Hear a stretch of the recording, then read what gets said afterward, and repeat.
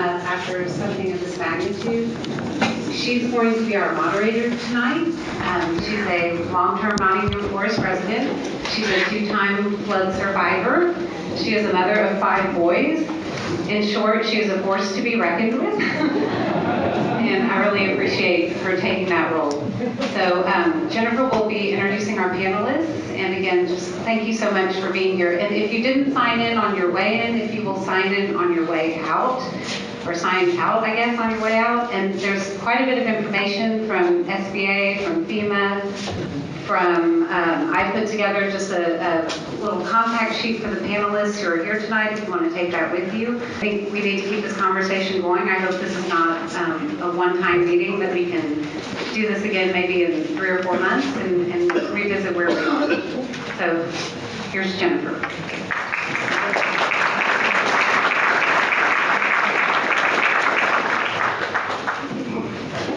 Thanks, everyone. I'm assuming if we've got people that are in here, then 100% satisfied with their situation right now. So I'm going to ask you to try to keep this positive and understand that we want these people to come back and answer questions for us later. And so if I need to raise the relax hat, that means y'all need to chill out. So please respect that these people are giving their free time to be here with us to help us get through some difficult questions. And for the panelists, I'm going to ask y'all to keep your answers as short and sweet as possible. And if you're not going to answer the question, please don't dance around it. I just need you to tell me I'm not going to answer the question, and that works. I won't hound you for it. I just want you to tell me you're not going to answer the question. And I think we can go with that premise. Okay. And we really can't continue with sections as we go through this. This is just my street, and I want to remind you that we're here to try to recover from this. This is after most of the houses had the debris removed. And while the people in the audience know how horrible it looked, maybe all the people at the top of the room don't know how horrible it looked. And so I just wanted to make sure that we square this up and everybody understands we're here to try to recover from that. Okay, with us today, we have Senator Joan Huffman. Joan was first elected to the Texas Senate in 2008 and has since been re-elected 3 times. Her background and knowledge on various topics has allowed her to serve on several key committees which impact the overall operation and efficiency of state government. She currently serves as chairwoman of the Senate Committee on State Affairs, vice chairman of the Senate Committee on Criminal Justice, and is a senior member of the Senate Committee on Finance. She lives with her family in Houston and proudly represents a diverse district including parts of Brazoria, Fort Bend, and Harris counties. Then we have Jim Murphy, Representative Jim Murphy. He represents District 133, which is West Houston. He was first elected in 2006 and serves as chairman of the House Committee on Special Purpose Districts and is a member of the Ways and Means Committee. Mr. Murphy also serves as floor leader for the House Republican Caucus. His legislative work is focused on 4 areas: expanding the economy, improving education, protecting local communities, which is this, and strengthening private property rights. Prior to his service in legislature, Mr. Murphy was twice elected to the HCC Board of Trustees, serving from 1997 to 2006. He works as an economic development consultant through his firm, District Management Services. In this capacity, he's helped bring in over $2 billion in new investments and tens of thousands of jobs to West Houston. He grew up in District 133 and graduated from Straight Jesuit in UT Austin. He and his wife, Dr. Kathleen Murphy, are members of St. John Vianney Church and have 2 adult sons, Robert and Pace. And my favorite slide of this entire presentation is the one with Mary on it. So we have it, so you need to go forward a little bit. Keep going. Here's Mary. She wouldn't tell me anything about herself, except that she is the district director for U.S. Representative John Culberson. And Mary had a Facebook page that I was able to sneak a picture off of. She is wonderful, helpful, and completely advocating for all of us here. And so I'm so glad that she was able to come, because Representative Culberson is in session right now, and we're going to have a video from him, which is that Dropbox link that we'll show in just a minute after I'm done with introductions. And then we have Greg Travis, City Councilman Greg Travis. He was elected in November 2005. He is a longtime District G resident and property owner and maintains his law office in the district.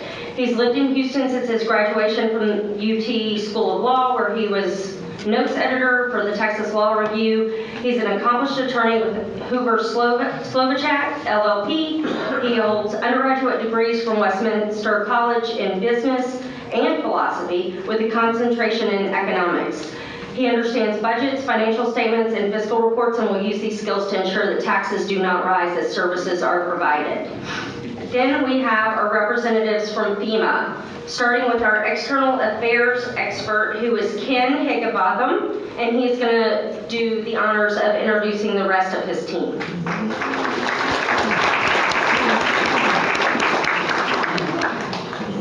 Jennifer, and good evening to the residents of, my name's Ken Higginbotham, and I'm an External Affairs Officer. And Senator Hoffman, Representative Murphy, Representatives Culberson and Schneider, and City Councilman Travis. Informational, we have our subject matter experts up here that are ready to answer your, we brought the A team. I know you folks have been severely impacted, and we can't stand here and say it's an individual experience. And for somebody to come up here and say, I know what you're going through. But we're here to provide you with a lot of information. There may be some answers that may not settle too well with you, but you'll get the direct, straight information, rules that the federal government has to abide by. We are here at the request of your governor, and we're here to support the state and local governments in the recovery effort. We know this is a long and arduous task. With the holidays coming up, we know that a lot of it can bring a few dismal, but with that being said, we hope we can give you the information that you need. We have our sister federal agency with the U.S. Small Business Administration. They have a lot of information to give you. They're kind of the bank, the federal bank, if you will. FEMA provides grants. Grants are not repaid, but the SBA, and we have up here that will answer your questions with the SBA. My other colleague out here, Roger Bush, be out here in the lobby, and you can stop by the SBA desk. So without further ado, I'd like to say we have representatives from our individual assistants. Subject matter experts, we have Dolores Elliott and David Medina with the SBA. Again, as I said, Roger Bush and Julia Diarmola. It's almost like trying to pronounce Higginbotham. I know it's tough. From the National Flood Insurance Program, we have Hillary Cook. From mitigation, and of course, as you all know, mitigating against future damages, and we have experts in that area. We also have a floodplain expert, Rodney Smith. So thank you very much. It's our pleasure and honor to be here. And if you have any questions, this is the forum to ask those questions.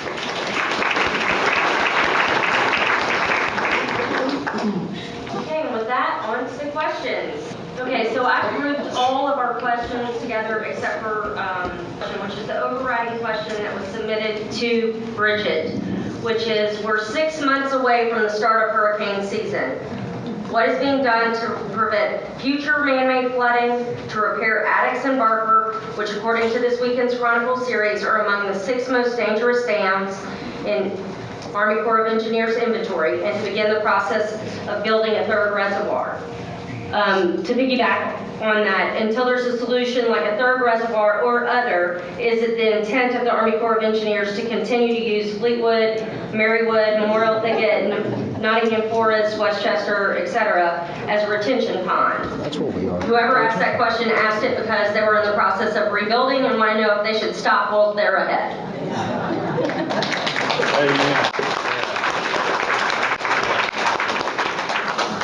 Who would like to take that question?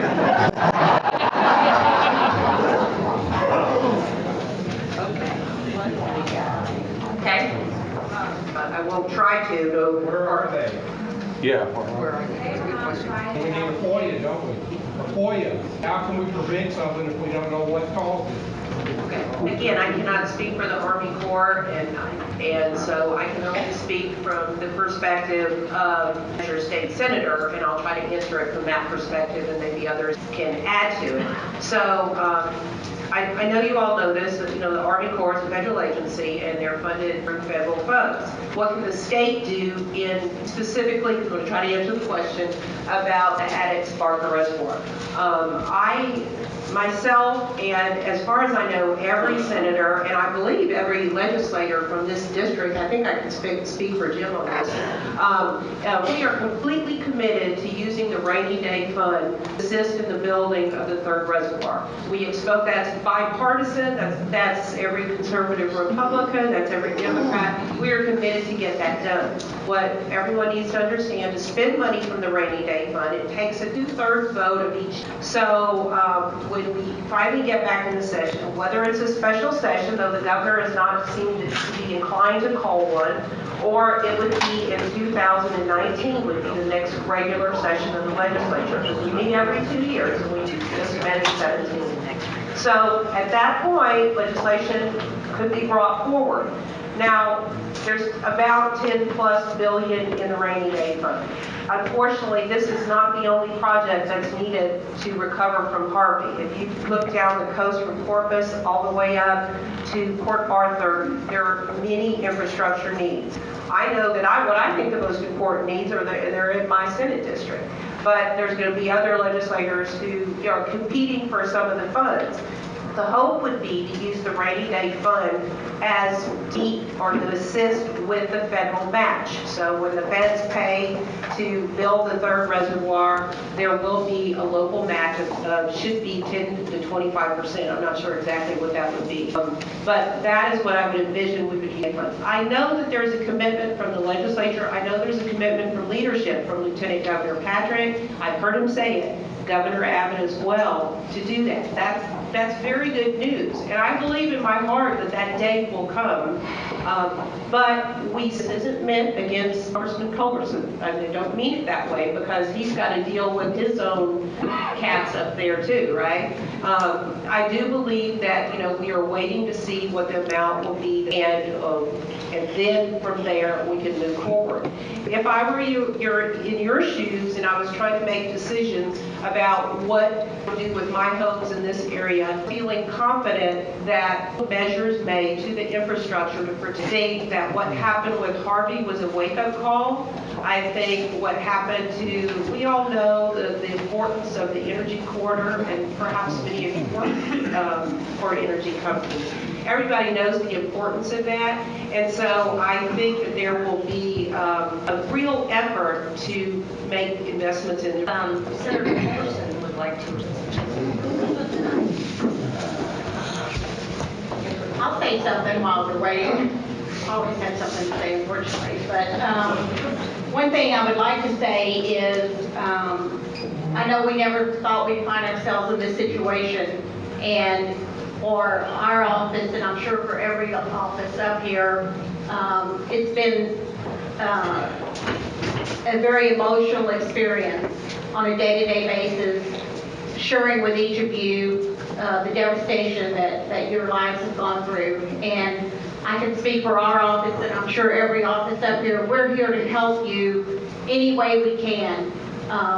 And so please don't hesitate to call, even if you're having a bad day, and want to call and say I'm having a bad day, because that's what we are here for, is to advocate for you, not only in the casework area, but whatever we can do to hopefully give you some reassurance, or just listen to what you have to say. We're here for you. So please call us. Good evening. This is John Culberson. Normally when it snows in Houston, it's a novelty and something fun. But for most of the people of West Houston who are flooded by Hurricane Harvey, it's not fun because the first floor of our homes is torn out. All the sheetrock's gone. And many people are living on the second floor of their homes wondering what's going to happen next. I want you to know that I am totally focused on helping you, on ensuring that the Congress sends the money we need for Texas to recover from this storm. I am working overtime with your staff in Washington today, every day, to make sure that Texas gets the money we need so that we can rebuild our homes and our businesses, but more importantly, so that we get the money for the long term, not only to repair the damage to our flood control infrastructure and to dredge the Houston Ship Channel, but to protect us all against a 100-year flood event or worse. The only watershed in Houston that did not flood during Harvey was Sims Bayou, which has already been finished out and built to protect against a 100-year flood event. Therefore, I'm, as a senior member of the Appropriations Committee, as your representative in Congress, I have been working overtime since the storm to make sure that we receive the funds we need to recover.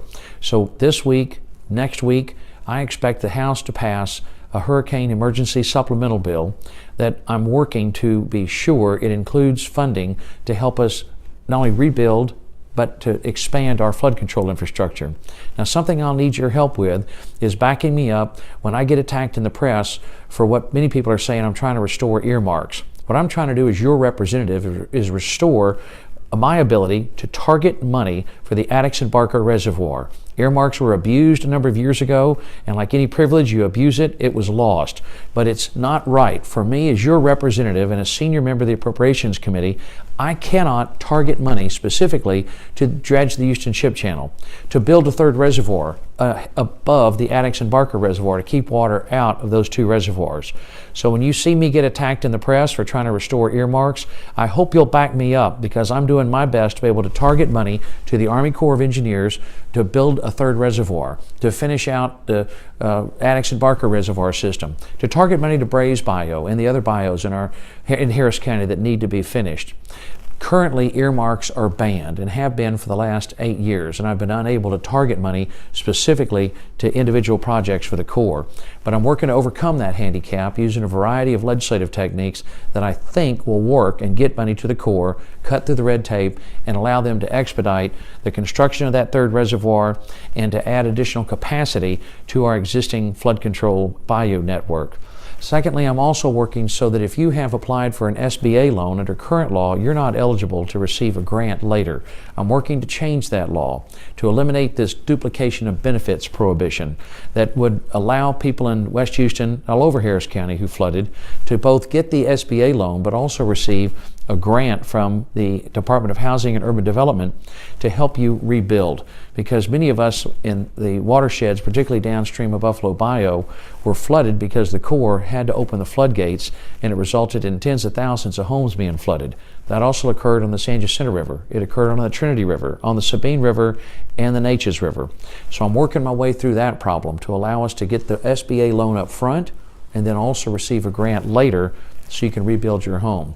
I am keenly aware and think every day of how much people are suffering in Houston and throughout Southeast Texas as a result of this terrible storm.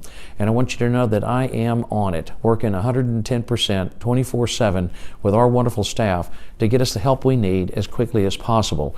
And I hope that we'll move on this important hurricane emergency repair bill before we leave for the Christmas holiday. I want to make sure that the people of Houston, when they celebrate Christmas this year, know that help is on the way. I've got a handout for you tonight that our District Director Mary Schneider will give you, and I thank all of our state and local partners for working so closely with me because it's critical that we have that local, state, and federal cooperation.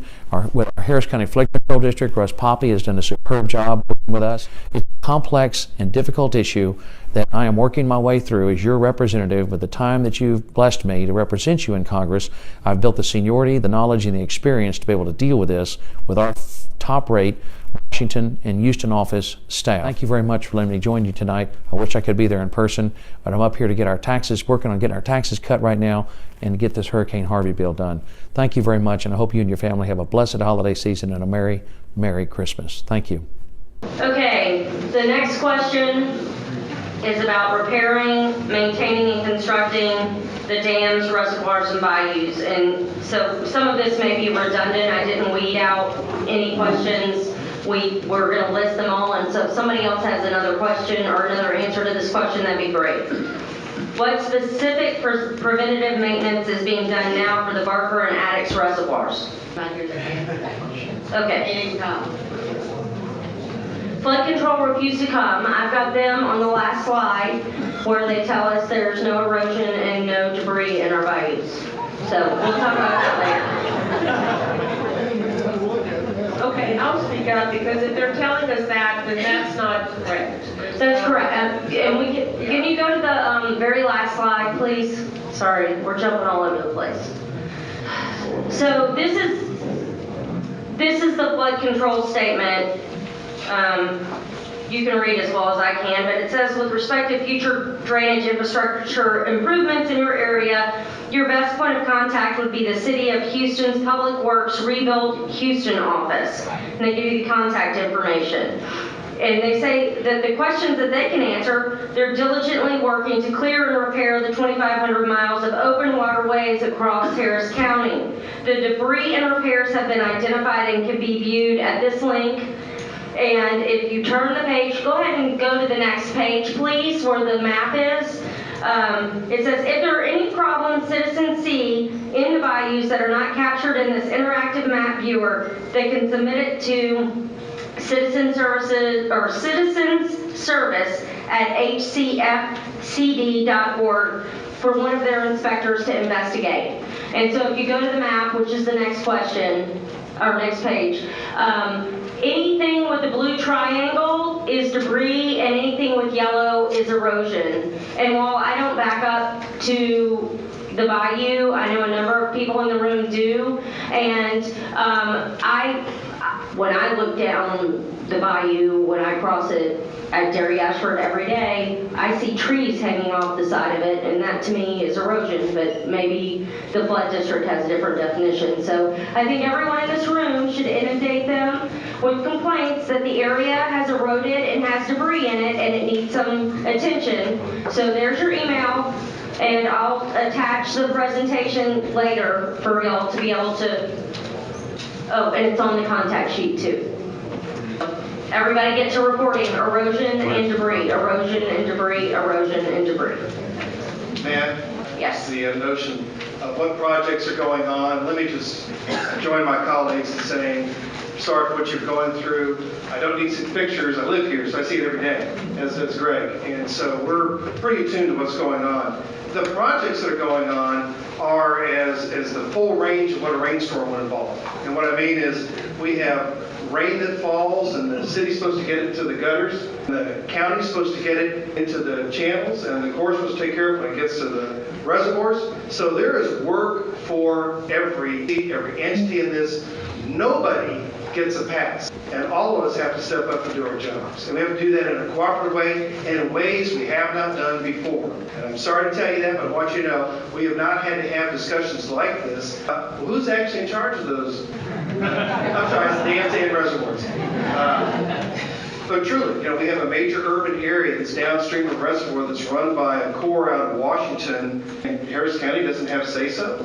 But in terms of infrastructure, there's all kinds of things going on. Senator Huffman talked about the third reservoir. We're all for that. We're pushing it.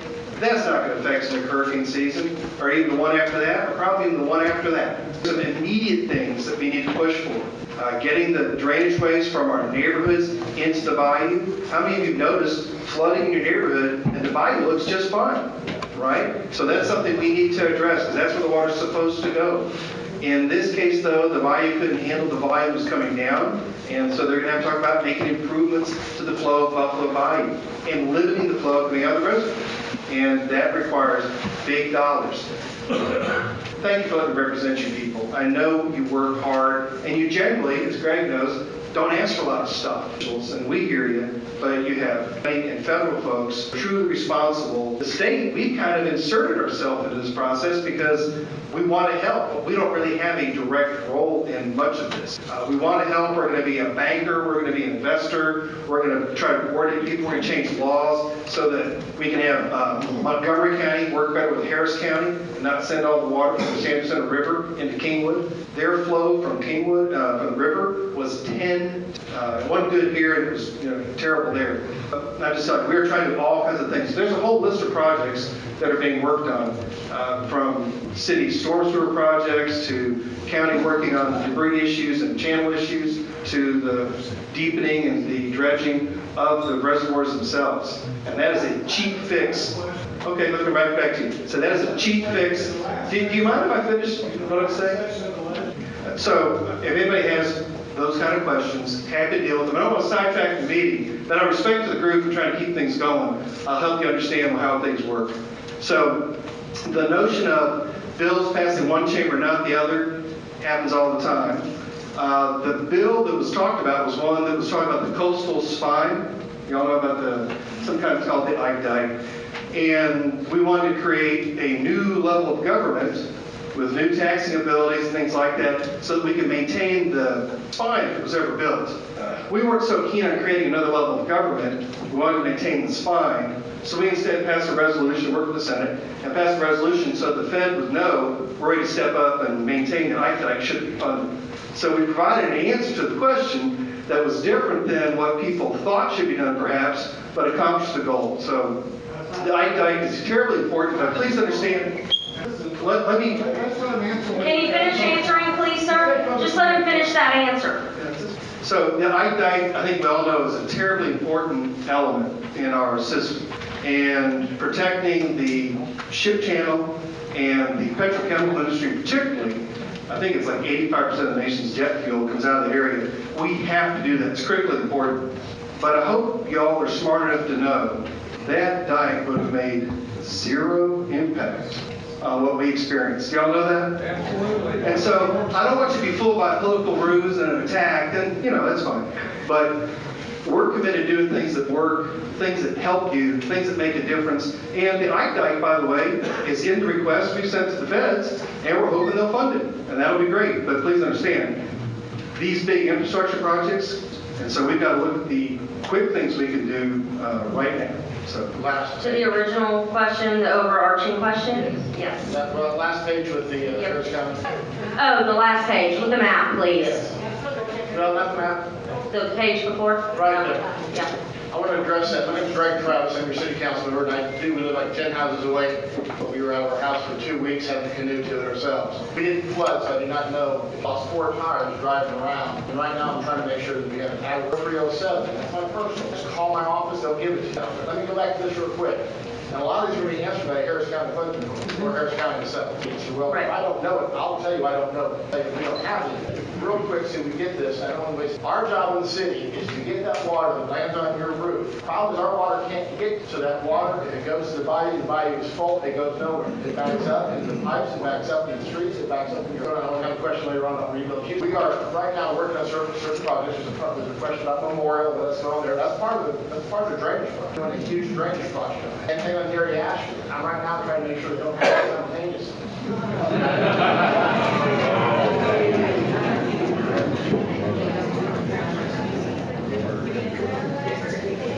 Oscar Rinda, that's a different one I'm going to talk about in a second here, but I'll tell you, Oscar Rinda, I've already made formal request of 5 insurance contract. I did that several months ago.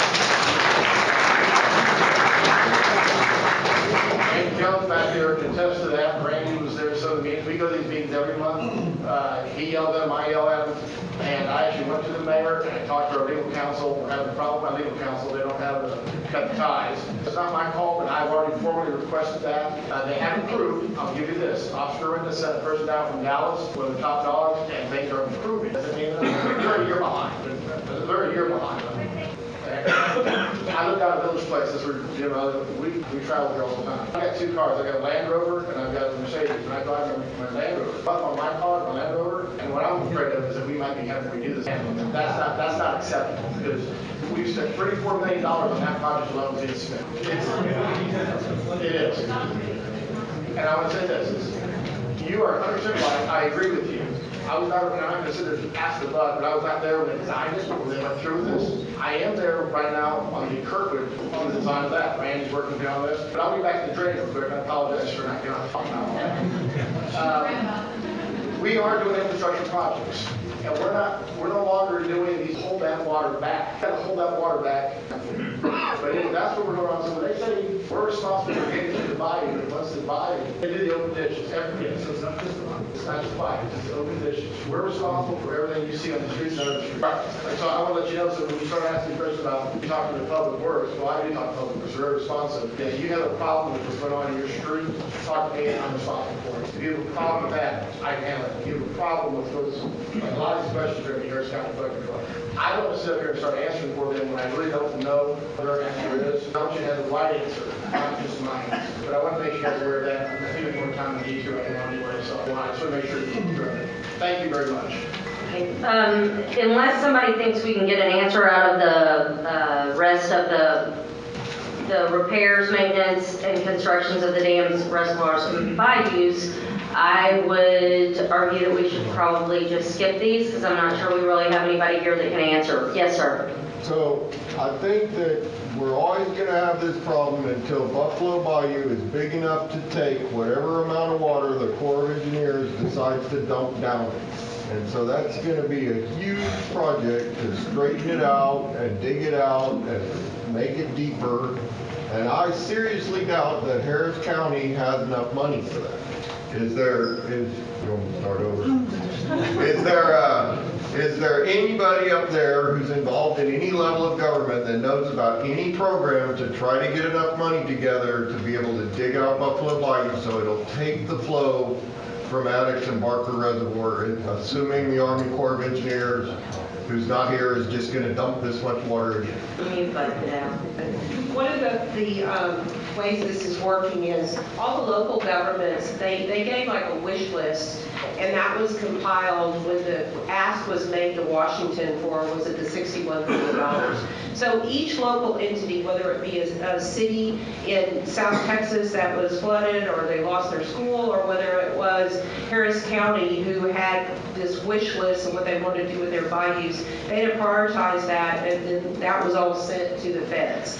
So one of the things we can do, I don't know offhand if that was one of the things on the wish list, but that is something that we can find out about. I don't think that's a secret. It's probably public record somewhere. It's something we could certainly look at to see if it's something that was even, there was a request of money for. So I can answer it that much, that's the way that these projects are being prioritized. And then once the money comes down from the feds, then the money will be, my understanding, in most cases, administered through the state, but based on the wish list from the local entities. Is that correct? Okay, so that's what I can add to that. I'll just say, on the show, it's not that, we're going to be asked to make we're going to be asked to make a local match, and you will be asked to vote for some bonds at some point. And the county's right now kind of kicking tires on prices. But until we find out what the feds are going to do, what they're going to fund, and whether we're going to be an 80-20 or a 90-10, no one wants to ask you for money yet. But you will be asked for money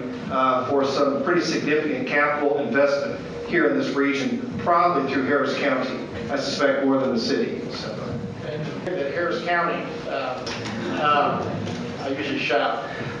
It's my understanding Harris County Commissioners Court just voted on basically dredging portions of the bayou. Several weeks ago, there was a vote by the Commissioners Court area in a large part bayou, basically from the Beltway 8, as Commissioner Raddick had been discussing doing. Some people who are worried about saving the trees and the forests in there. That's probably not going to end up happening. They're going to end up dredging those trees because those are slowing down the water, and the water is slow, it doesn't move as fast, and it stays in there longer. So that's my understanding. That just happened in Commissioners Court. I'd just like to have with the village flood. Can you repeat the question? She asked what's going to happen to the villages. I always have to say, know what you know, know what you don't know. What you don't know, don't say much about it. There's a lot of things I don't know. But I'll tell you what I've heard. So I'm going to start a rumor mill. So assume I'm on next door. Okay? Which is a rumor mill. my understanding that they're looking into doing a buyout, in that area, the people own the land, and so that causes, and so you really can't do a whole lot until you do eminent domain, buy them out, to do just that. When you do that, you're going to have a long, drawn-out battle, because these people will fight you, because they pretty much did not do it, because they're going to have to buy them out, and they're going to try to basically dredge that on both sides and widen that area to get that through, because that's really where we're having a problem. If you look at where all the flooding occurred, it's downtown flooded, down on River Oaks. The villages saved a lot of people down there because they restricted the flow. But that's my understanding, that they will be looking at the eminent domain, but when you put eminent domain, it's who's going to do that. We as a city can't, because those are the villages. Representative Travis, what is it? When I say we say, I didn't say we said, I'm saying the villages. The fact that they acted as that restriction, because that water couldn't go anywhere. To get this water out of here, we can widen this bayou from Highway 6 all the way down to Beltway 8 and then some. But once we get to the villages, if we don't do anything there, we're still going to back up. And so that has to be part of the solution. But that's positive idea. The fact that we flooded, and they did. Well, you need to talk to the villages about that. Yeah, and that's it. That's the thing. So Harris County, and I don't want to throw anything out Harris County or anybody else there. The city of Houston has no authority over the villages. And I'll give you one of my little stories real quick. What upset me, and I had an argument with villages. One of the things they did is they allowed Geston to stay flooded. The bridge was open. I have pictures of it. I was driving these every day, and they allowed that to stay flooded. We offered them forms to dry that street, to pump it out for 3 hours. Now they call me a liar, and I'm not a liar, because I tell you what, the head of public works knows this, and our fire chief knows it, because we were there. And I have the photographs that show that they were flooded in their area in the street. And the villages, Bunker Hill wanted to keep it that way because Beltway 8 was like that problem with Beltway 8. Until Beltway 8 was drained, they opened up Beltway 8. Shocking, right? But I had no control over Bunker Hill. And if I could, I would put public work projects all around all their streets and block them in.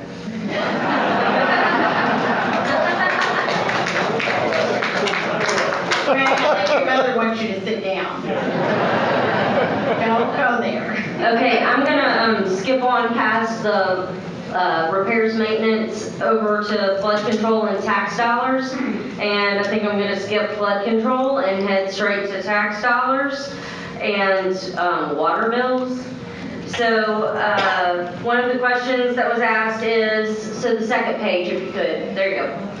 What will our elected officials do to ease our tax burden this year? Our taxes are based on values of our home on January 1st, but the homes were uninhabitable for 4 months of 2017. So 33% of the year we were unable to live in our houses. We still received a full tax bill for the entire year. So let me get this straight. The government flooded our neighborhood, used our area as a detention pond for the greater good of the city, crushed our home values and rendered them uninhabitable, yet they want us to pay taxes that reflect pre-storm values for a habitable structure, while we're also paying our mortgages and rent. My suggestion would be to have flooded homeowners pay full value from January through August, land value only from September to December. Next year, same concept based on move-in dates.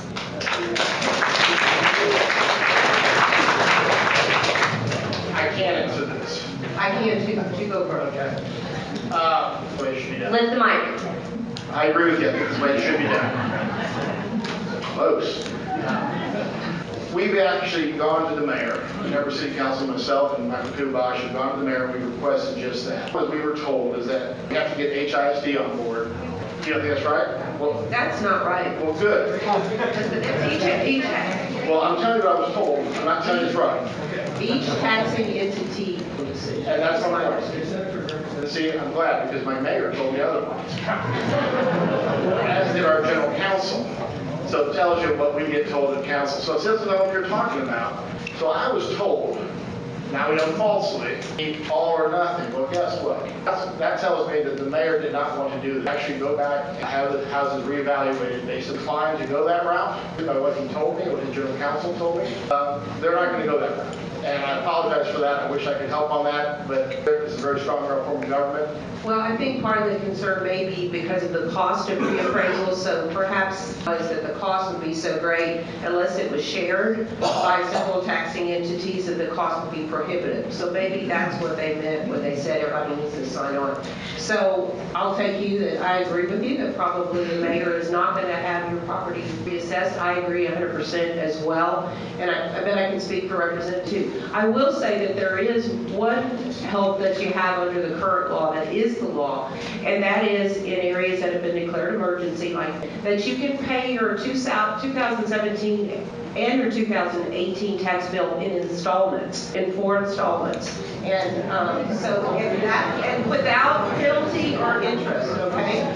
So, well, that helps. I mean, so you can pay on January 31st, March 31st, May 31st, and July 31st, 25% a shot without penalty and interest in 27 and 2018. And I don't mean that as trying to reassure you. I just want to give you that piece of information in case you didn't know it. I can, we try to advocate, I know we all have, to try to get these taxing entities to reassess the value of your property. Complete travesty, completely unfair, completely wrong not to do it. And I don't understand any official who would not take it upon themselves to make that a top priority. What do you recommend? Well, I mean, all you can do is try to speak as one voice and appeal to those, to the mayor. And I mean, Greg's on your side. I would say, contact your city council. And let me just tell you something I learned in this process of reappraisal, which first off, I really want to say we should all show appreciation for Spring Branch's stepping up and doing the right thing. That was a board, it took a financial hit. As many of us know, right, Spring Branch is having a financial struggle as it is. And so they did the right thing. What I've learned is, what I want to share with you is, this doesn't end this tax year. You could reappraise for prior years. So don't feel like that ship sails when you pay your taxes in January, which you're going to have to. Nothing's going to happen by January. That tax bill's not going to go away, and you're not going to get a reappraisal. But don't quit. Well, you can still talk to your elected officials, your county commissioners, school board members, city council members, and still make that happen, arrears. And then you're talking a refund check as opposed to paying less taxes. It's a significant amount of money, and when you're trying to rebuild, and like most of my constituents, you probably don't have insurance. You're looking for every bit of help you can have, and I hope we can get it to you. Let me add one last thing. Since we actually, somebody asked what we can do to stop this. I need a different story altogether, but we did have enough people to fight back. The mayor wanted to bust the revenue cap. He put that on hold, but he did try to do 2 tax increases. I'm not sure if you're aware of that. Okay? We fought that back. So it wasn't that he was going to let you reappraise your property, actually more on your property. And I thought that was a slap in the face, and I think most of all those city council members did. In fact, he had to go to the governor for a face-saving maneuver, $15 million. But the point is, you can help me out by the people on council, because they're in West Racial Taxes, who doesn't want to do the reappraisal. Big ball game for those that are in HISD. We do reappraise. Being reappraised by school districts is a lot better than being reappraised, because a lot of your tax money doesn't go to the city, it goes to the school. Next topic, you might as well stand back up. The City of Houston water bills, I don't know if you're aware of this, but they were out of control in right post Harvey. Some people were getting $200 and $300 bills. 700? 850. Okay, it's an option. So they want solutions and answers to the ridiculous water bills, because the answer from the City of Houston Water Department is tough. Yeah. Let me say this, let me begin with, the Houston Water Department is somewhat separate from the city. Years ago, the city council separated that because they were powerless, okay? And they didn't want to have anything to do with it. So your water bill goes up incrementally all the time based upon a set formula that we don't even touch. When I have a water bill, I actually have to call them. Number one, let them know where it is. And then call my my office to make sure he's aware of this. It came about. We think some of the equipment got damaged. All this stuff should be dealt with, and we are looking at it on a case-by-case basis. So before, what they used to tell you was pay your water bill, and then we'll go back and readjust it. We're not telling you to do that anymore. What we're saying is call the water department. And at that point, don't pay that water bill until we figure out what happened. It's going to take an ordinance. We're going to have to vote on this in council to reduce all these, and we're going to do it all at once. So be patient. Don't freak out about your water bill. If you have, some people have $1,000 water bill. You have $700. Look what your normal water bill is. Is anybody still having high water bills each month? Okay. It should come back in. But that's why keep paying your normal bills that comes in, but the bills don't have, don't worry about that. Okay? They do suggest, they do, even City of Houston says. We don't have it figured out yet as to what happened or what we're going to do, but we all know there's a problem. We all know you're not going to charge. But feel free to call my office on that. Even after you call the water department, call my office and make sure that we know. Right now? I'll call you.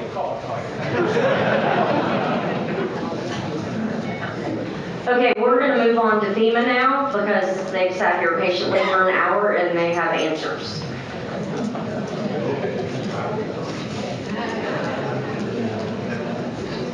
Okay, we have, John stepped outside, but we've got Dolores here to help us. So the first question, Dolores, is why do the rules in place to determine who qualifies for rent assistance and the amount of the assistance seem to be fluid and inconsistent? We have policies in place to determine to the application and how to complete the application and complete the application properly. The application has 12 parts to it. If you miss any part of it, items 1 through 6 already pre-filled with your basic information. But when you get to item 7 is your mortgage, the additional rent that you're paying, your utilities that you pay prior to the disaster, your utilities that are required after the disaster, and that's a combination of the utilities that you were paying at your home and at your apartment. And I think a lot of people, they will fill out one side of it, the pre-post disaster, and then you have to attach all of the documents. If you miss any part of the documentation in and bubbling it in, or getting letters, and the letters are going to request additional documentation.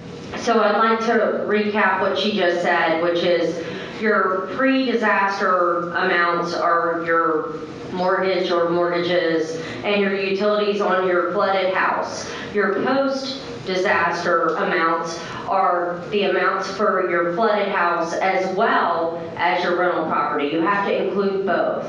And so if your mortgage is $3,000 and your rent is $2,000, you're going to have $3,000 in column A and $5,000 in column B. You need to show that you have an increase in expenses. And if your mortgage is 0, as I would assume some of the folks in the room may have, then you would show 0 in the first column and what your rental cost is in the second column. And that also would include any storage expenses that you would have for a rental unit, but the rental unit would need to have been rented after the hurricane or included in both columns. They told us we can use rental assistance for storage if they're staying upstairs. If they're staying upstairs in their apartment or in their house, and the only thing they have is a pod or a storage unit, that they can use that as rental expense. No, that goes under moving. Okay, well that's income based, so don't apply for that unless you don't have any income. That's other needs assistance, right? Other needs assistance, not for moving and storage. No. Moving. Right to the mouth. Oh, I'm sorry. Moving and storage is, it's SBA dependent. Yeah, okay. If you were that's income referred dependent. to SBA, and you are required to complete the SBA application. Mm-hmm. But not for rental assistance. Not for rental. Here, I've got nothing. Okay, normally. Leave me alone in that one. People here had 6 feet of water in their homes. They did not have time to, so I did not have that much water, but I still have. But normally, what I would suggest, suggestions that I normally make, to call the utility company, or you talk about utility, we have the documentation is Take needed. all of it, plus tax records, and I know Well, I'm for not a rental doing that assistance, here. we don't need tax It records. doesn't matter, I'm just telling you, all our documents are gone. You have 6 feet of water in a house, you don't have some of that stuff left over. And you have to, some documentation has to be recreated. So you can go print your tax records off of HCAD, and I had to contact StarTech Energy, StarTech Power, whatever it is, to get an old bill for pre-Harvey because you can't print them off the internet. It is very cumbersome. I don't want you to think it isn't. It takes a lot of time. And the rule that we're being told right now is that there is an income threshold that I'm hoping goes away, that your mortgage costs have to exceed, your housing costs have to exceed 30% of your gross income. So if you make, we're gonna dumb it down here, $10,000 a month, and your mortgage is the $3,000 and your rent is $2,000, you should be able to qualify if you've got a 50% housing cost. But we've seen people get denied for that, which may be one of the next questions that's coming up. And what would be your recommendation to people that are getting denied? Case by case basis.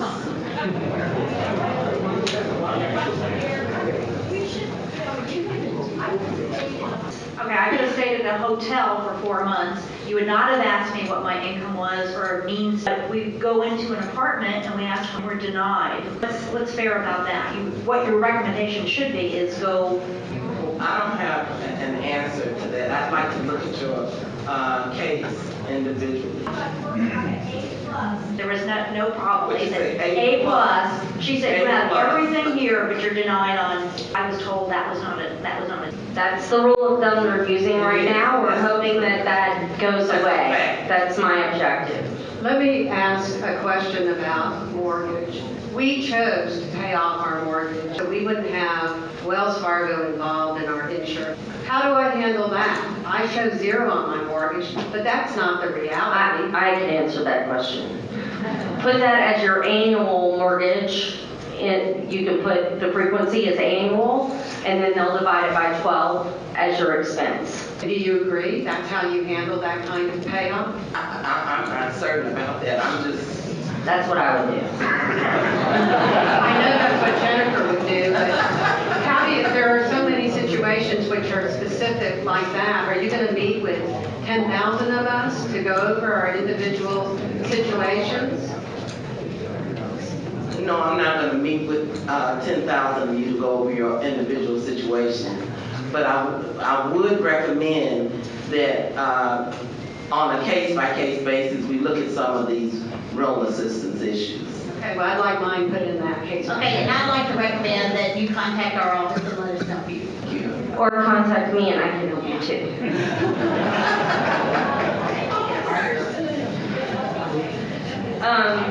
Okay, so we've talked about this means tested. That's our third question. We understand, once again, it's 30%. They want your expense to be greater than 30% of your gross monthly income. So you can do the math there and decide whether or not it's worth applying right now. When that changes, which I'm going to continue to fight to have that change, I'll let y'all know, and then you can apply. How can we help you fight that? What? How can we help you fight that?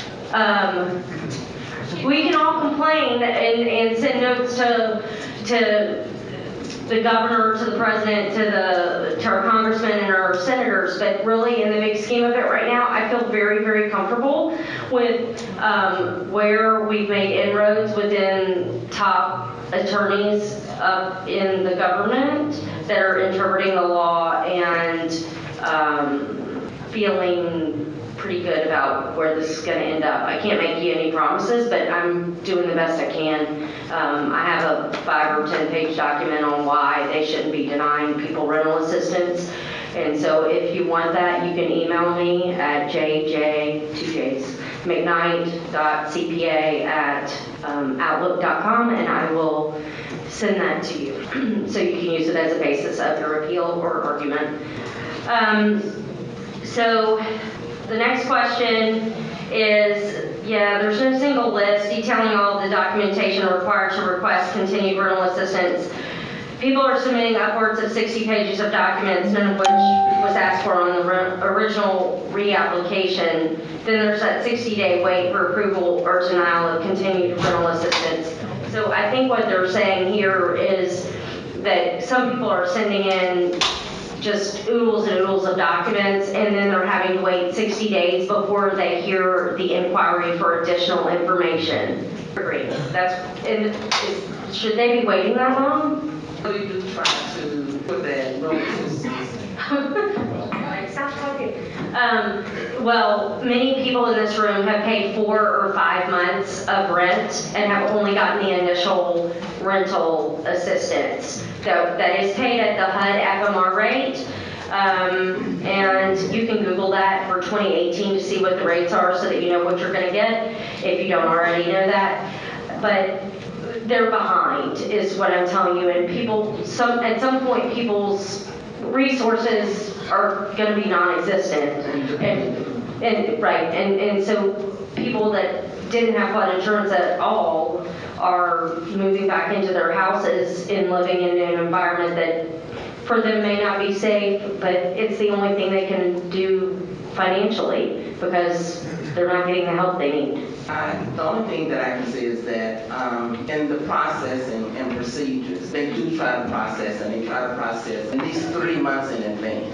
Give the monies to you in advance so that you have it in advance once you get started. Well, we're not seeing that here. I think, has anybody gotten 3 months in advance? 6 months in advance, anything? So I think every single person in the room has only gotten paid in arrears. Okay, so what I'd like to do is let everybody That'd be great. You can't ask for anything more than that, so let's be nice to her, because she's taken all of our names and our FEMA numbers, then she's gonna help us. Brandy?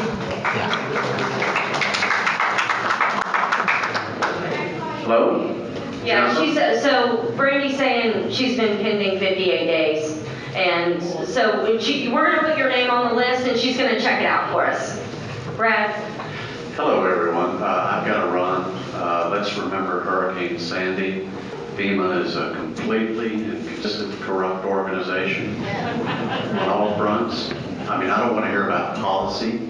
And I appreciate my friend Trey's thoughtful questions tonight. And let's remember his neighbor. His name's Derek. He worked for Harris County Flood Control.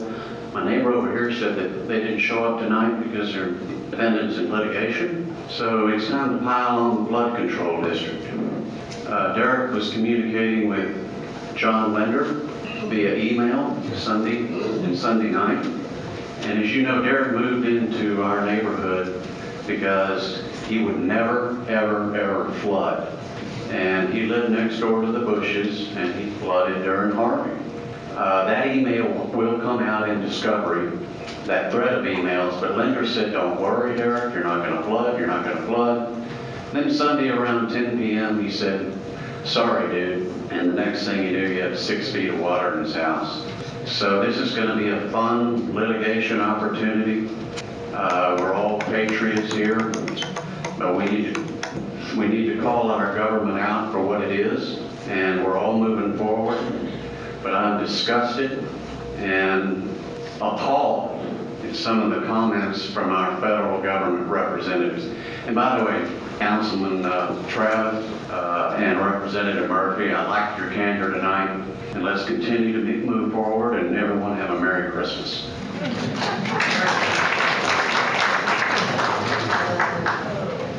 Okay, the next question is back to rental assistance, which is in order to secure temporary housing in a very complex, competitive market. Neighbors chose to rent were required to sign extended leases, and this was under the assumption FEMA would help pay for their rental expense. So I think there's not really a question here as much as these survivors feel misled in that there was nowhere that you could Google or look up or have any document that said that there was a slim chance or even a very high likelihood that they would not be eligible for rental assistance. And they're upset about it because now they're locked into leases that cost them sometimes in excess of $36,000 for the year. And this isn't an expense that they shouldn't have to pay at all, much less one that they didn't think they would at least get reimbursed for. So people are upset. So anything you can do to help will be much appreciated. And then the next thing says, when FEMA denies continued assistance inexplicably, will they help residents get out of their long-term lease? Yeah, I knew the answer to that. No, the answer's no. But do reach out because there may be some things on your boxes that weren't checked yet that haven't been turned in, and I'm happy to help you figure that out. Jennifer. Yes. Also just point out for everybody who's sitting up there, Google how much rental assistance works. Look at any of the fact sheets. It all says it's not meaningless. It took Jennifer weeks to find any sort of information that it was being denied on an income basis at all. That's just not right. A private citizen shouldn't take information out, spending, I don't know how many hours Jennifer spent trying to figure out what to do on it when nothing else, whatever y'all can do to help her. I think maybe this is an issue for Ken Higginbotham since he's external affairs. Maybe he should take back to his organization that we're looking for some more transparency in what the rules are, because we're pretty good at following the rules and turning in paperwork and getting our ducks in a row. This is an educated group of people here, and if you tell us to dot an I with a bubble, we'll do that. But if you tell us to cross a T with a smiley face, we'll do that too. We'll do whatever it takes to get the rental assistance trickling down to these people. So transparency would be helpful, and what we've had to do to gather the information that we have all indicates that rental assistance should not be means tested, and we are hoping that FEMA turns that around and that you never say 30% is a number again. Okay, and your FEMA rates are just in the HUD FMR rates, sorry if you wanted to know. For studio apartment, $772, 1 bedroom, $871, 2 bedroom, $1,066, 3 bedroom, $1,456, 4 bedroom, $1,844, and if you are lucky enough to have as many children as I do in a 5-bedroom house, it's $2,120. Anything larger than that, your rooms had to be occupied before the storm. So if there's only 2 of you living in the house, even if you were in a 6-bedroom house, you're not going to get 6-bedroom rent. The maximum you could possibly get is 2-bedroom because 2 people can't occupy more than 2 bedrooms. You would agree with that, Dolores?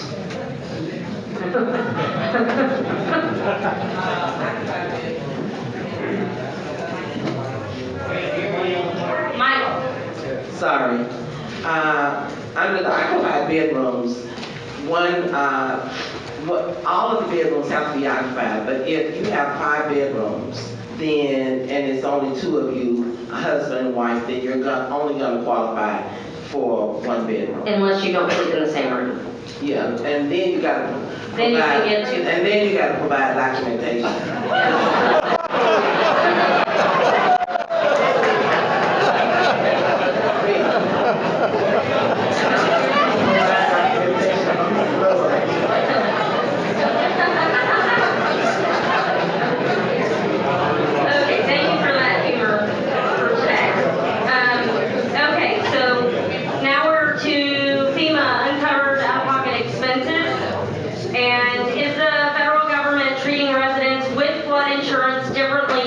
Than those without. Our homeowner's insurance does not cover loss of use, yet those of us who lost a great deal are forced to pay out of pocket. I understand this question. Outdoor use, like fences. Oh yeah, they don't cover outside. Right. No. Anything that's not under the roof of your house or in your attached garage is not covered under NFIP. Yes, on October 25th, I believe, FEMA issued some guidance on what you're supposed to do with your backer board, also known as gypsum, also known as Gym board, okay. And so it tells you what they're willing to pay for, and when you're appealing to your insurance company for not having paid you the policy maximum, you should include a copy of the FEMA October 25th memo that specifically states that they're supposed to pay for you to take your siding or your brick off and replace that gypsum board with the new stuff. October 25th. You can Google Katrina to Harvey Hurricane Survival Guide, and it's on there too, on Facebook.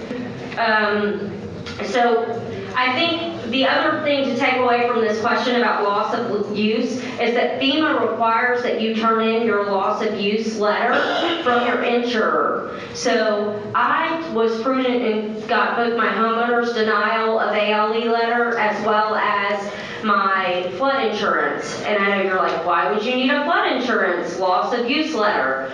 Well, FEMA requires it. So if you can go to your flood insurer, they do have loss of use ALE denial letters. ALE stands for assisted living expenses. And that could be one of the caveats under financial ability, is that FEMA's going to assume that you have benefits from your homeowners or your flood policy if you don't prove to them otherwise that you don't. Okay, you have covered perils, and the homeowners, under the homeowners insurance, you have up to a year to provide FEMA your insurance settlement information or denial. Only if flooding was your only cause of damage, it's already known that you do not have additional living expense or loss of use. But if you have one shingle blown off or any kind of anything that's covered under your homeowner's insurance, then you have to provide a denial from your homeowner's insurance in order to get the rental assistance. Financial ability denial letter is one of those caveats that you want to check the box on. So get the denial letter in order to obtain the rental assistance or keep the rental assistance. Can I ask a kind of overarching question over all this, the reservoirs worked on? And yes, we need to figure out how everybody gets paid for all of the damage. But when you look at what's really caused all this, why are we all here? Why are we in this predicament? Why are we trying to make bigger drainage and make all the water go away faster? Because of the rampant, out of control overdevelopment in this area. And as long as that keeps happening, we're going to have to keep getting bigger bayous and bigger reservoirs and everything bigger. It's, developers that are getting, laws made in their favor so that they don't have to put in so much stormwater drainage. And then they kind of skirt the law and do things that they shouldn't do. We had a developer plow down the wetlands that were behind our house that we thought were protected wetlands, and then they just came down with bulldozers and said, what wetlands? There were no wetlands here. Maybe there's things being done, but I've never heard of anything being done. And I know we've got some politicians here. Is there hopefully something in the works?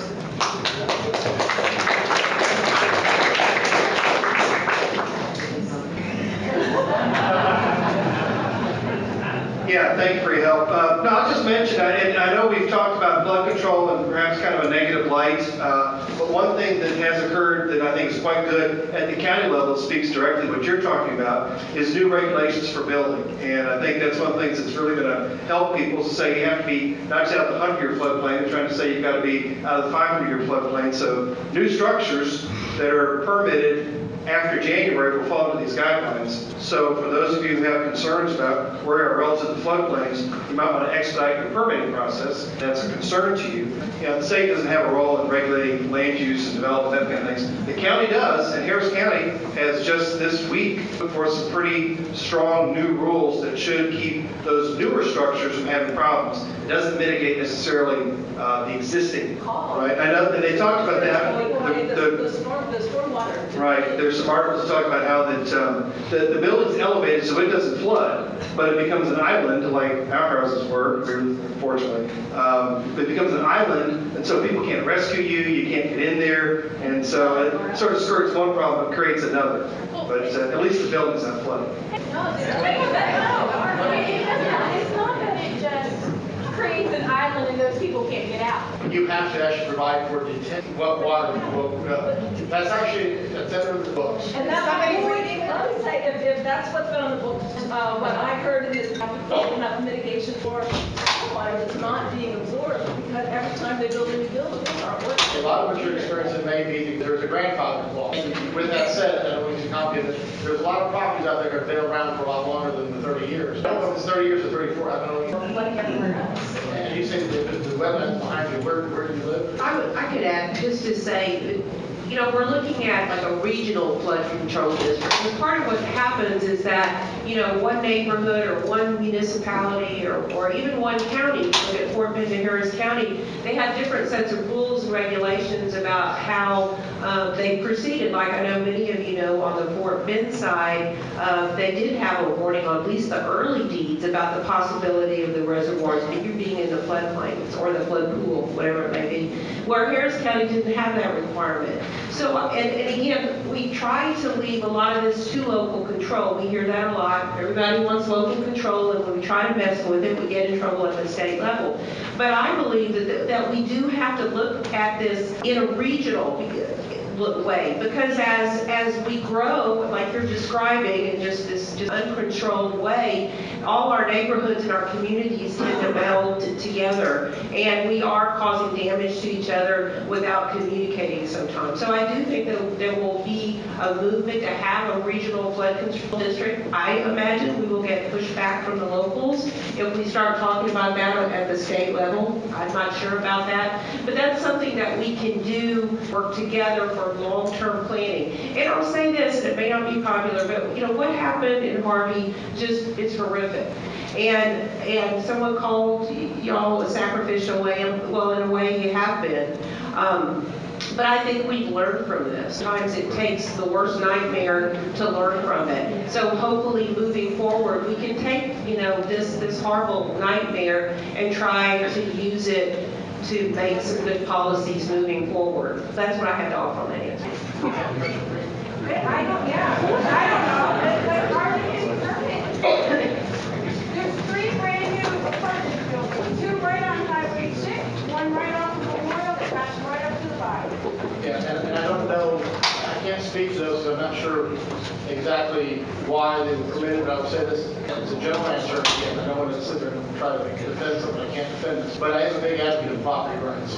I don't know if, when we do give out permits, we look to see whether that will increase. I don't think Public Works is corrupt or all this, they do a good job.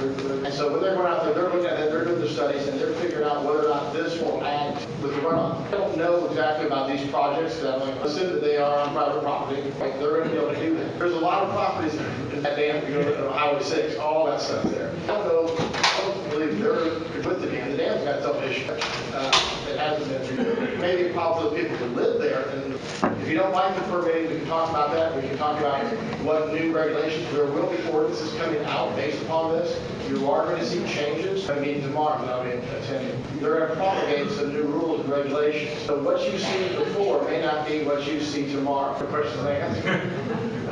Repeat the question. I want to have her repeat the questions. Here. Sure.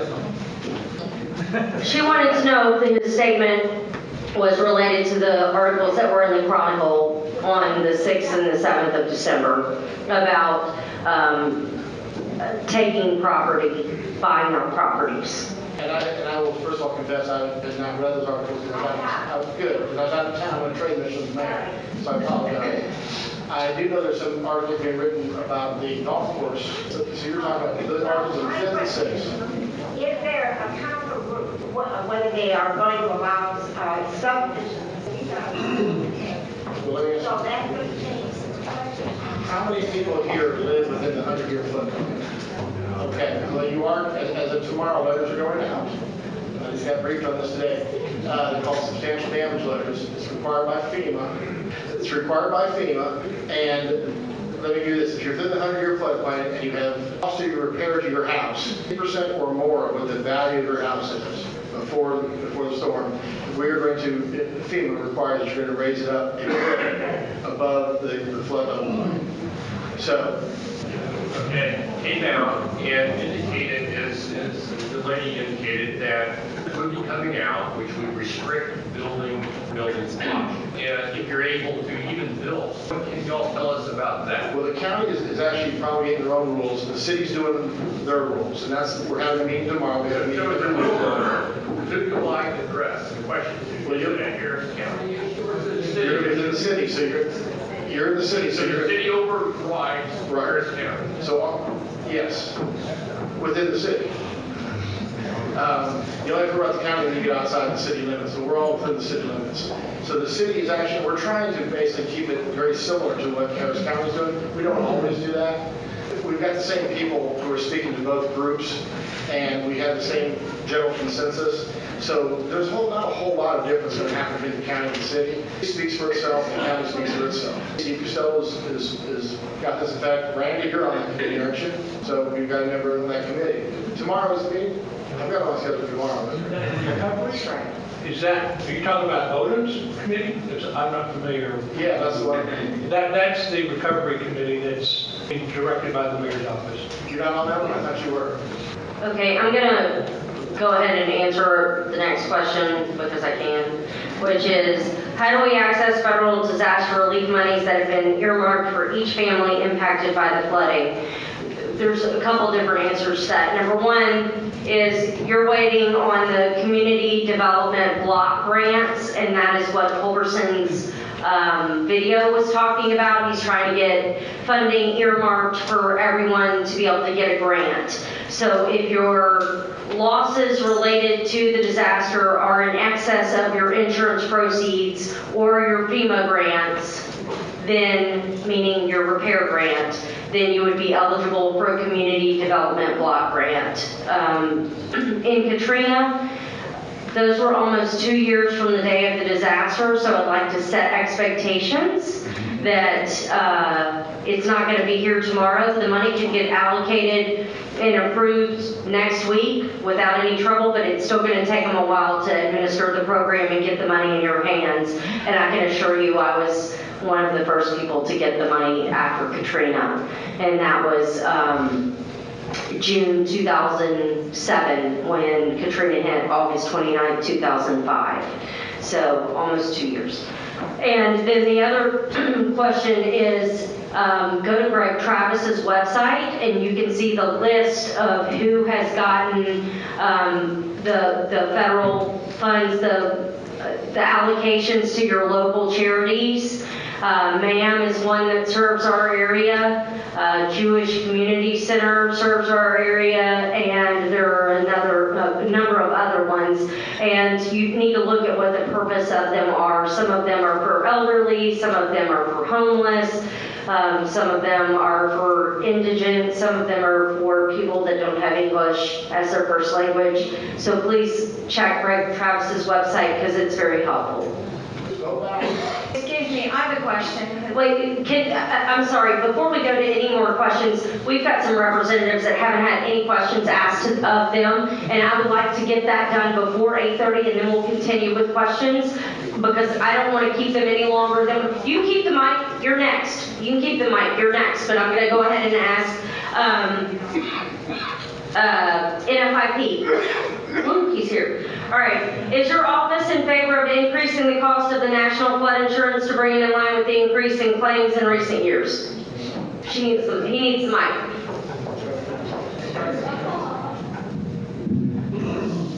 Good evening, I'm Hillary Cook with the National Flood Insurance Program. Is our office in favor of increasing the cost of national, in favor of having the premiums reflect the specific site risk of each property? So in the course of doing that, where our properties rated, people are going to find that their premiums are going to increase. That's the short answer. I can talk about... You're not actually answering the question. The question is, who makes the claim? Oh, I didn't read it that way either, sorry. And they're so they did increase it from Katrina, but they're asking you to raise it higher than the 250 and 100. They want 350 and 200, or 500 and 400, or See, whatever. I read that completely. I did too, sorry. But great question. Were you the author of that? Yeah. Well, just to let you know, the National Flood Insurance Program is under current reauthorization, and it's been extended again till I think it's December 22nd. That is one of the topics of conversation. Maximum amount of coverage for a residential dwelling from 250 to something's, and along with the 100,000 for contents. It is very much a topic of conversation. We are a product of Congress. We get all our marching orders. When I say that it takes an act of Congress, that I literally mean it takes an act of Congress. The next question is flood insurance available directly from NFIP so we're not subject to carrier sub-rules? So I think people have been very frustrated in this process. I myself can say that my neighbor across the street got the full policy value and I got less than two-fifths of what she got. Yeah. And her house and my house are similarly situated, and we had the same level of water. Right. And you, over the comparing your adjustment estimates, and one is getting $1.75 per square foot for something, and someone's getting $2 per square foot for something. Our answer to that is that contractors will charge different prices, and what we want you to do is to become whole at the end of, or to provide as much NFIP benefits as to restore, whether it's sheetrock, trim, carpeting, we want you to become whole. So if in the course of building, we know that the cost of materials and the cost of labor has gone up significantly from mid-August to, the end of December. We know those costs have increased, and there's an opportunity for you by submitting a supplemental claim to get those capture those additional costs so that you can be indemnified to the full extent of the policy. Did that answer the question? I think the answer to the question is no. It's a very simple, it's no. There's no way to avoid your carrier, and it's really not your carrier, that's your problem, it's your adjusting company. And so Pilot is one of the adjusting companies, and there's another one that I can't think of off the top of my head because my nightmare is Pilot. Well, let me just put that into context.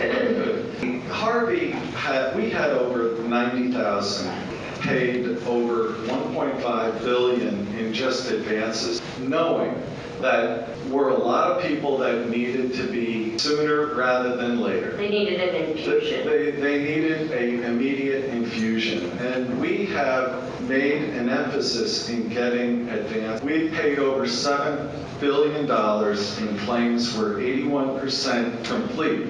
But when I say 81% complete, we also expect people to make supplemental claims for additional payment. Okay, and then they're asking, is it true property owners receive 20% more if they hire a general contractor instead of doing it themselves? Is that true? Property owners receive 20% more? The short answer to that is yes. Let me explain what that 20% is all about. 10% is overhead and profit, and the other is, one's overhead and the other profit. Okay, 10% overhead, the other 10% is profit. If you don't have a general contractor, then we're not going to allocate 10% to profit. But we should be providing an allocation for overhead, because you still have those additional costs. Those should be reflected in the estimate. So usually that's around 8%. Any other questions for NFIP? Specifically to what you said earlier in relation to the NFIP and dealing with the different subject to different carriers, I can't find anywhere where there's a standard, this is how much you're paying for sheetrock, this is how much you're paying for paint, this is how much you're paying for different things. And when I talk to my adjuster, I hear one thing. When I talk to my neighbors and I look at their estimates, I'm seeing something totally different than what my adjuster is paying me per sheetrock or per paint. So is there a standard on this? Is it FEMA saying, okay, for sheetrock we're giving $1.75 or whatever that number is, and where can I find that number? Right, no, we're expecting that different prices were charged by different contractors. What we want is you to have sheetrock hung. That's what we want to pay you for. Whether that takes per foot or whether that takes $275. You know, there is a range of, I'd like to know about that kind of situation. That you're not. Could you clarify with I'm using Pilot too, Jennifer, in regards to, they said they had a lot of trouble uploading the data for the collaboration content to the new administrator, which is, I think, Torn Technology. Yeah. And the question I have, two questions. Why would you change midstream with this catastrophic storm? And then second of all, why are you having issues, or Pilot having issues uploading data so you don't get your hundreds of thousands of people? I am going to go outside my pay grade on this one, but I will. This change. Yeah, no, so we just recently, a week ago, we're talking about NFIP Direct is what so we went from one vendor to another about a week ago. There's no good time to do this, but this we have put off as far as we could from one vendor to another. This was supposed, and then Irma. Remember, in our context, we're not just, and then Irma, and then we have our resources having to go, but that's... Any other? Yes, on question 2, I don't think we got it answered. In my case, in April, with my premium, can I not choose USAA and choose NFIP directly? Cut out the character. Yes, you can go to NFIP Direct. How do we do that? Everybody in here wants to know that. Everybody wants. That's not going to help you. They still assign the adjuster arbitrarily. I mean, I have the same adjuster. It'd be easier to intimidate those adjusters then. So, I don't think so. So really, let's, you know, what we're talking about is dissatisfaction. Adjuster, the representative who came to adjust your claim, inform you about what the process and procedure is for your flood claim. That's really what this is all about. Was it Charlie Walden? You know, I said we had 90,000. My stock in trade takes a long time where you're advancing, where you feel like you're advancing. You know, not just for us. What guidelines does NFIP? There's, in a perfect world, everyone would be. Well, there's guidelines for sure. We have. Yeah, I don't know how to answer that other than, yeah, we have guidelines, and everyone who goes out follows a process and procedure, and is also giving you advice about how to proceed and what your responsibilities are as well as an insured, and also providing you with what your expectation should be from the NFIP. So just to follow on to that, in case you don't know, you have an adjuster through Pilot, Catastrophe Services, or the other people. And then you have an inside adjuster. Those people are employed by National Flood Services, which is an arm of the government. And your inside adjuster is the person that should be helping facilitate fixing whatever problems you have. If you don't have the right person assigned to you to help do that, they do have supervisors. And their supervisors want to help get you paid. So their job really is to facilitate the payment and move you along. And if you've got dissatisfaction, you can express it to National Flood Services, which may or may not help you. And then you can also address it with Pilot Catastrophe Services directly. The more people that complain about Charlie, the better off we are. But the other thing you can do is turn in your contractor bid to National Flood Services, and they will push it back down to, I'm going to keep using Pilot, and they will rework your claim. So even if you have not technically hired this contractor, but you want to pay a contractor to do a bid for you, they can do that. And I do have somebody that does Exactimate claims, which is not why I'm here to plug him, but he's been really great. He's with Prime One Consulting, and his name is Jason Adams. And he was able to at least facilitate a conversation between my original my original adjustment, which was nonsense, and a revised adjustment amount between Pilot and the original adjuster. So don't be afraid to ask. If you're dissatisfied, please ask. The NFIP is, at least my experience has been, they want you to be whole. They want you to get your money. And you're going to get it one way or the other. If they don't pay it to you via your insurance company, they're going to pay it to you in a grant. So please know, persistence is key in all of this, and patience is a virtue. Everything takes way longer than you want it to in post-flood times. Yes, because we need to get to SBA, and we've not talked to them at all. Jennifer? No, that's not what it said. What it said is the current rule states, well, it may have said that, but let me clarify. So what the rule is that right now an SBA loan is considered compensation. I'm going to keep using easy numbers. If your house was valued at $800,000 prior to the storm, and it's now valued at $400,000, and you got your full policy value because you live across the street from me and not in my house, you got $250,000, and therefore your net loss is still $150,000. You would be eligible for a $150,000 grant. But today, at this very moment, if you took an SBA loan for $100,000, it would reduce your grant eligibility down to $50,000. Culberson's objective, and I've spoken at length with him, and he understands it, and he gets it, and he's changed his approach, which is you can take the SBA loan and you can take the grant, and they're not going to call it double dipping. Because a grant is a loan, it's not a grant. I mean, an SBA loan is a loan, it's not a grant, you have to pay it back. So that shouldn't be considered compensation from FEMA. Not from a community development block grant. At this very moment, the law states that it will reduce your eligibility. But the objective and what is built into the bill, which I have not seen, is to remove that from your compensation or your reduction in your losses. Because a loan does not reduce your losses. A loan is a loan. It is an obligation.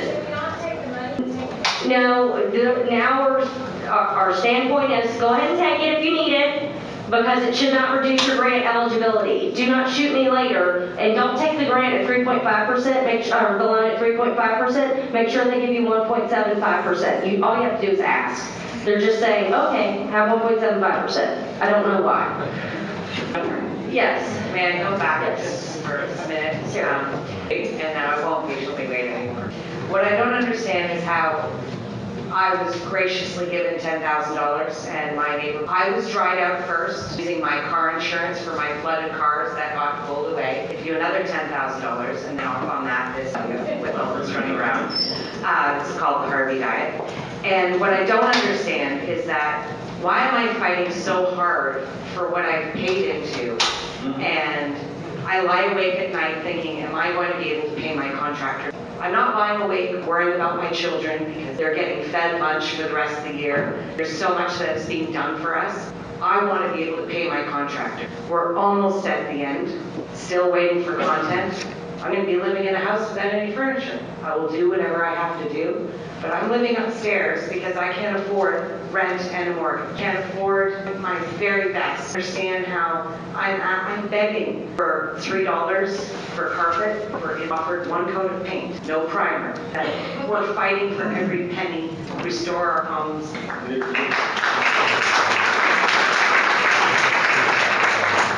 I think another way of what you're asking, everyone has the identical. Does your, It's my adjuster's son, and it's not the same as Jennifer. It's Charlie's brother. It's Evil's stepsister. you know, that's my big takeaway from this. One coat of paint is not enough. And I'd like, Appreciate that, Hillary. Okay, on to SBA loans, unless anybody's going to tar and feather me for sticking with NFIP. Yes. Just about the interest rates. Yes. The theory. Oh, that would be good, yes. I can't, again, speak on why. I'm not a loan officer, so why it's are determined based on the ability of that applicant. That's what determines credit history. If you make more, you gotta pay more interest. It's like a case-by-case basis, quite honestly. We look at your entire case history. Just ask.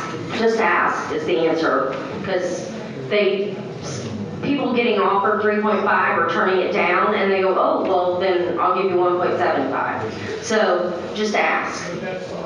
It's not consistent. It's willing to. Roger, did you want that for a moment? Comes up on our program, and basically the majority of the people that do apply for loans do get that low interest rate of 1.75. In some cases, just if they have a net where that plays in, and that's all part of the net. I mean, the majority of the people that do apply get the one. As she mentioned, you can always appeal it. It's not that easy just to say you'll get it. If you want to appeal it, maybe we took a wrong look at your financial data and we just gathered what you gave us. Basically,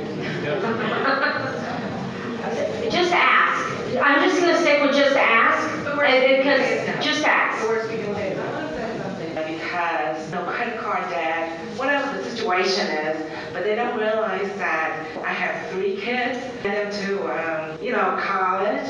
I'm saving. It's not getting ready for hobby, and so appealed 3 times.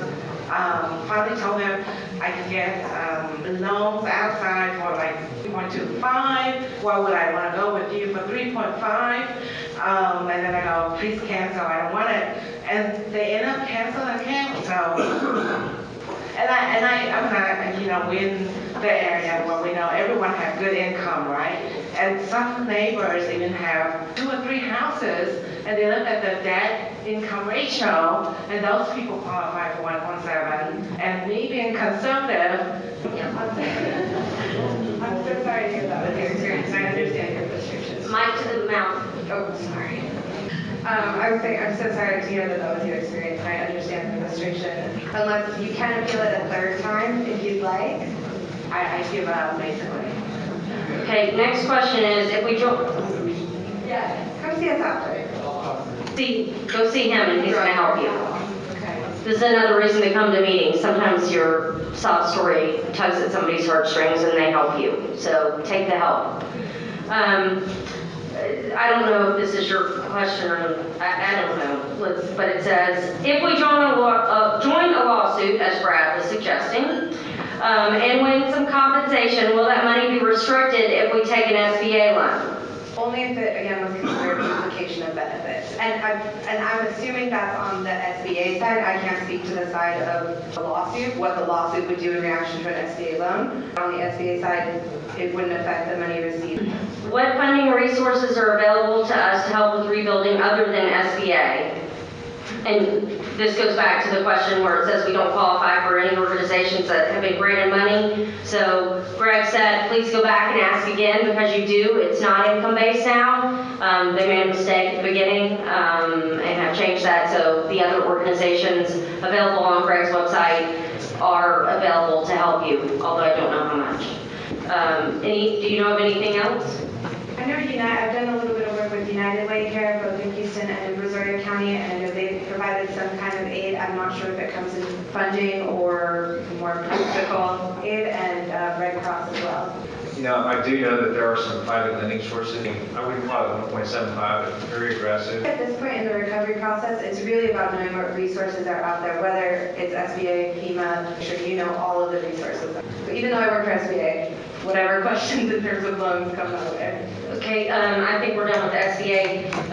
I'm going to take this last question, which says, what can we expect in block grants to correct the valuation of our homes and the costs we've incurred as a result of the man-made flooding?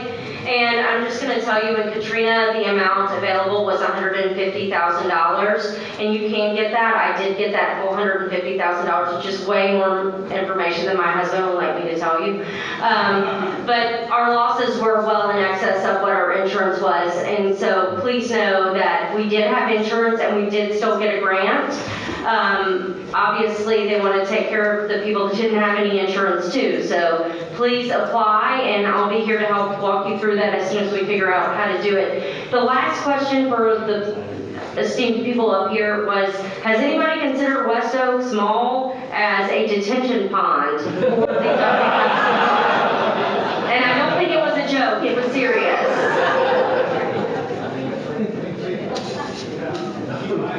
No? Okay. All right, I don't think that's the answer they wanted. Just tossing it out there, giving y'all some food for thought. I think, unless somebody else, we got one more question. Yeah, I'd like to ask a question. Senator Huffman, Representative Murphy, you mentioned earlier how SBISD, so my question is the state considered exempting?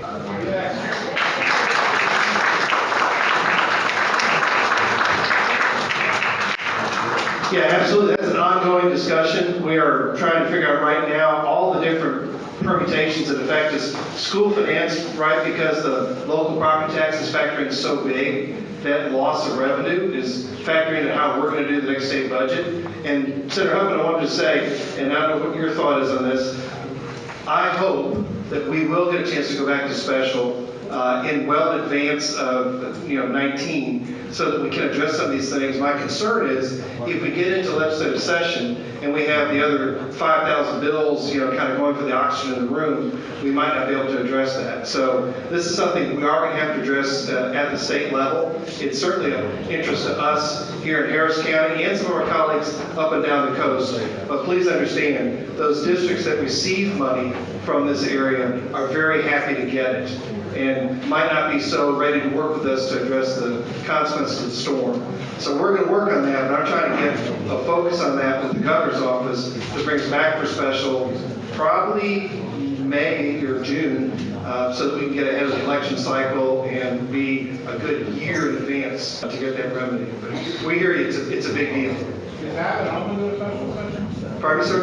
Is Abbott open to a special session? Yes, sir. Yeah, just so everyone knows their civics lesson, only the governor can call us back for a special session. Joan and I can beg and plead, but it's his call, and he also gets to set the agenda, what we call the call. So we will have to work hard. But hey, for those of you who have a pipeline to Governor Abbott, and I'm really not kidding, a note to say, hey, bring these guys back to do this would really be helpful, because when Senator Huffman said we can't tap the rainy day fund, the governor doesn't have the checkbook, we don't have the checkbook, it only exists when we're all. And as it goes to the public, talking about how we can help the schools. I mean, we know a lot of them lost attendance days, and they're paying for that in many ways. So many of the schools were damaged, some totally damaged. We had some even in this area, but further south there were holes. So there's a big bill. It's not just about recapture, but Jim is right. When we talk about recapture, we have to look at a way where we make whole those school districts that payments. But I think it will be a big bill, and I think that the legislature, and I agree, write a letter to Governor Abbott, send him an email. What's the status of in redrawing the flood maps? You got on the end, right? Is it on now? Yeah. Okay. What I know of about the flood maps is a little bit of what I can tell you. We're a community-wide flood map, county-wide or city-wide. Flood maps to kind of regional drainage basis type, watershed basis. But as far as I know, I do not think that there's going to be any flood maps come out in this event, because this was a greater event in the 100-year event. Unless there's new data to make new flood maps, but as far as I know, there's not going to be any new flood maps based on Harvey. Okay. I like Rodney. We just met, but I got to disagree. I think we are going to see. I'm sorry. Rodney's part of FEMA and proud of it. But we're looking watershed, Harvey, like, I can't speak on mapping, okay, I can just speak on floodplain, but what I understand is, unless the map is already in the process of changing, those maps will go forward, but not any new maps based on the extent of Harvey, okay? So I don't know if that answered your question, but the new maps, the way technology is now, we have better LiDAR information, which is better geographical data, what ground elevations are. We have better topographic data, but we're looking at the whole watershed as a term. Because water does not just go in one single limit line and stop. Okay, it goes all over. But we're still looking at, we're innovating ways to make better maps, okay, but sometimes development overcomes that. Once we produce a map, that map's not totally obsolete, but it's sort of out of date because of development. So just take that in mind, but as far as I know of, we're looking at the whole watershed to do. And I'll just say, ladies and gentlemen, I've heard that there is a pretty strong drumbeat to take the tax day flood, the Memorial Day flood, and to an extent, we have recognized Harvey's an outlier, but it's part of the data set, you know, and so you have to crank it in. But I will tell you, if they redraw those maps with that data, people that currently don't live in the 100-year floodplain will. Your house value will be affected, your insurance costs will be affected, and so these maps then have a political permutation when they're drawn, when people go and protest the map down at the county saying, oh, I think that line should be here because my house is there. But that will occur. My understanding is it's going to be generated at the county level. And it has been done, wow, I'm going to guess, and the year's wrong, but I think it's in the 80s was the last time we redrew it. But there is some new data out that we ought to, make use of. Priorities for recovery and rebuilding. My quick question is for Rodney. Sir, what agency were you from? FEMA. What was the question? I want to say, Unified Floodplain Management. Okay, if we could, all right, last one. I think everybody's tired and ready to go home. And we'll stick around if you all have questions individually for us, and I know the FEMA people who are extraordinary to work with, NFIP, we'll stick around and listen to you. I'm in the process of building a house, I'm going to raise it. We anticipate a 100-year floodplain to be drawn. How high do I need to make my home? Is it 12 inches above? I have no idea. Yes. Are you in the city of Houston? I'm in the city of Houston. They have a floodplain management section. Camille Johnson is the floodplain manager for Houston. I would recommend you talk to her and be my best friend or her best friend and find out what that elevation is. She can tell you. I know the city of Houston is what we call a CRS community, and they do get extra benefits for higher standards. So that they may have higher standards that I don't know personally, but she would know and she could give you the guidance. I know that is a very good department. But the letters are going out right now for the multi-homes that flooded within the 100 year. They're being required to go 12 inches above. So I can probably assume that. I just got a brief on today. If you are in the 100-year floodplain that exists today, I don't anticipate qualifying. As I raise it, if you're only requiring those to go 12 inches. Are you sending a request? no, you got to do it. You're required. I'm sorry, did I say request? I'm sorry. Letters are going out? There are substantial letters, they call them substantial damage letters. They're going out. Actually, tomorrow is the first round. Well, apparently, the answer is I don't know the answer to that. So I don't know how they know, but they told me that they've done studies, but I don't know the answer to that. If you get one and you protest it, they will look at it, obviously. But I don't know the methodology by which is behind it, but they say they've done that, and they've got those properties. But again, if you get one by mistake, let my office know. Let them know first, and let my office know. Could you have gotten a permit and still get this letter? Yes, and any permits, so if you've got a permit to do work on your property, you get one of these letters, any permit from going forward will not occur. Now, here's what I told them. I said, so what happens if you don't just get permits, you just redo the house? If you've already got the 3 or 4 more permits to finish your house, you won't get those permits. If you always pull them all at the same time. Why would they wait this long to send their letters out? I mean, people have already started pre-construction, and then you're saying that So how long are we going to wonder if you could suddenly? I do not know the answer. Let me find out, but I do not know the answer. Determines the value of your house, or is it the house on the lot? That's how we go ahead and act. No, that's not structure. Yeah, structure. Yeah, we're not talking about land value. Basically, none of the 100-year floodplain. I'm a frequent flooder, or repetitive flooder, and I'm in the 500-year floodplain.